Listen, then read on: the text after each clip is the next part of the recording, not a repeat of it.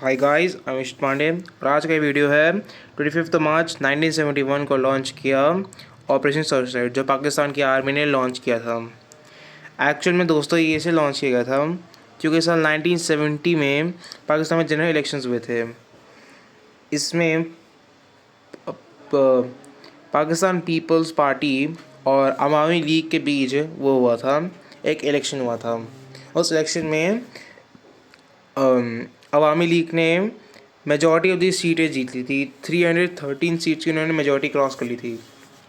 लेकिन वेस्ट पाकिस्तान के मिलिट्री को ये बिल्कुल पसंद नहीं आया और इसलिए इसके रिटेलिएशन में वेस्ट पाकिस्तान के मिलिट्री के तब के जनरल याया खान ने ईस्ट पाकिस्तान में मार्शल लॉ डिक्लेयर कर दिया और शेख मुजीबुर रहमान जी को अरेस्ट करके वेस्ट पाकिस्तान ले जाया गया। और इसके लिए फिर वेस्ट पाकिस्तान की मिलिट्री ने पाकिस्तान की गवर्नमेंट को कहा कि आप सारी फ़्लाइटें कैंसिल कर दो। और इसमें सबसे बड़ा हाथ था दो जनरल्स का, general Yahya Khan and general Tikka Khan. उन्होंने ये ऑपरेशन सर्चलाइट शुरू किया। इसमें उन्होंने अपने साथ एडवांस वेपनरी लेके आए, जैसे AK-47 जैसी एडवांस्ड यानी आधुनिक राइफ़ल को अपने साथ ले गए इन मेजर अमाउंट। और उसके बाद ईस्ट पाकिस्तान में ब्लडी मैसेकर्स करने लग गए और चिटगांव या जितने भी इलाके थे, ढाका जो बांग्लादेश की कैपिटल थी, हर जगह खून खराबा मैसेकर वगैरह सब किए। और फिर इसी के लिए टिक्का खान को निकनेम मिला था बुचर ऑफ बंगाल। जन्म 10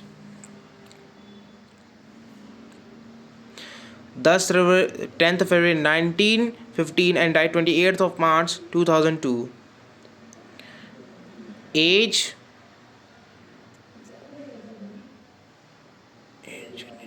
87। 1936 से लेकर 1976 तक उन्होंने पाकिस्तान की आर्मी को सर्व किया और तब जाके 1976 में उन्होंने रिटायरमेंट ले ली थी आर्मी से।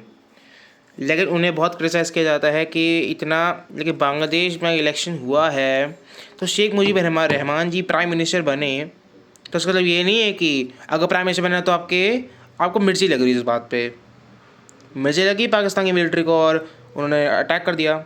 और उसके बाद इंडिया की तब की prime minister Mrs Indira Gandhi ji ने तब के जनरल सैम मानेकशॉ को ऑर्डर किया था इन ब्रीफ कि हमें पाकिस्तान पे अटैक लॉन्च करना होगा।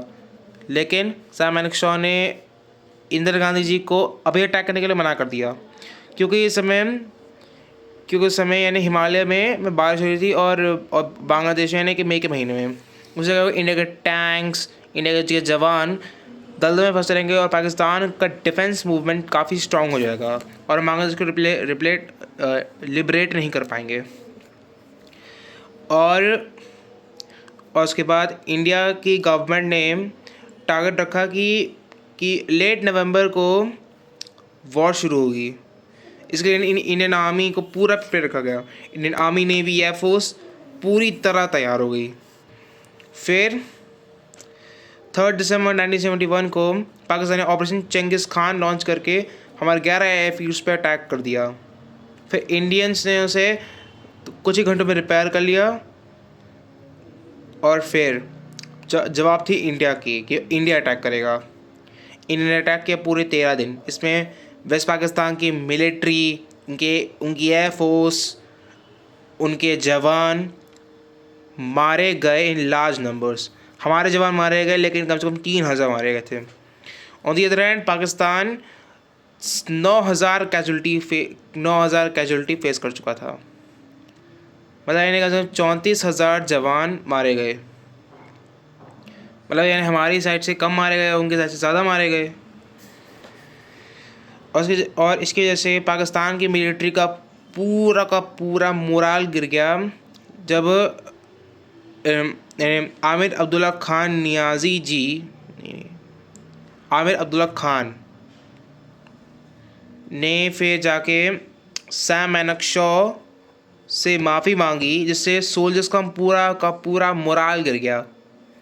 और फिर 16 दिसंबर 1971 को पाकिस्तान के 93,000 सोल्जर्स ने सरेंडर कर दिया, जो कि विश्व युद्ध 2 के बाद सबसे बड़ा सरेंडर था।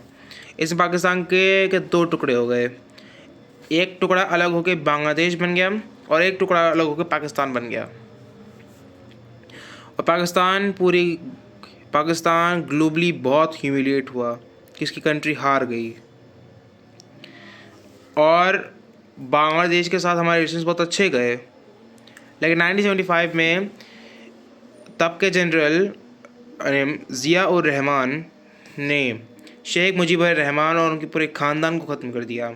सिंह 2 बेटियां बच गई थीं, जो समय जर्मनी में थीं, और कई सालों तक बांग्लादेश में मिलिट्री कूप होते रहे। और फाइनली जाकर 1986 को शेख हसीना की सरकार बनी। फिर 2009 में जाकर फिर से उनकी सरकार बनी। फिर 2024 में, मतलब 15 साल के टेन्योर के बाद, उनको अपनी पोजीशन को विड्रॉ करना पड़ा, क्योंकि बांग्लादेश में प्रोटेस्ट चल रहे थे। मोहम्मद यूनुस की सरकार भी अब गिरने के एकदम कगार पे है। लेकिन ये पूरा टॉपिक ये था कि हमारे सोल्जर्स के एक डेडिकेशन और ब्रेवरी की वजह से पाकिस्तान को करारा जवाब दे पाए। उनकी इक्विपमेंट सारे के सारे ख़राब हो गए, तबाह हो गए, और कुछ तो म्यूजियम में रखे हुए हैं। और हर एक पाकिस्तानी सोल्जर का मोराल गिर चुका था कि हम हार गए। यानी इंडिया की इतनी बड़ी फोर्स के साथ हमारी भी तो इतनी बड़ी फोर्स है, लेकिन क्या था कि वो बहुत ही पुअरली इक्विप्ड थे, क्योंकि उनकी जो इंटेलिजेंस एजेंसी थी ISI, उनके पास कोई ढंग का इंटेल नहीं था, इसलिए वो हार गए। सो ये एक ट्रिब्यूट है उन बांग्लादेशियों का जिन्होंने आज़ादी के लिए अपने प्राण न्यौछावर किए। मुक्ति बाहिनी ने हमारा साथ दिया इस जंग में। सो मेरी तरफ से ये एक उनके लिए ट्रिब्यूट है। मेरे वीडियो को ज़्यादा से ज़्यादा शेयर और लाइक कीजिए, इसे दूसरों तक पहुंचाइए ये वीडियो। मुक्ति बाहिनी ने बहुत मदद की, इंडियन आर्मी की, आर्मी ने भी एयरफोर्स की, उन्होंने सिर्फ आर्मी की मदद की थी। So thank you. जय हिंद, वंदे मातरम।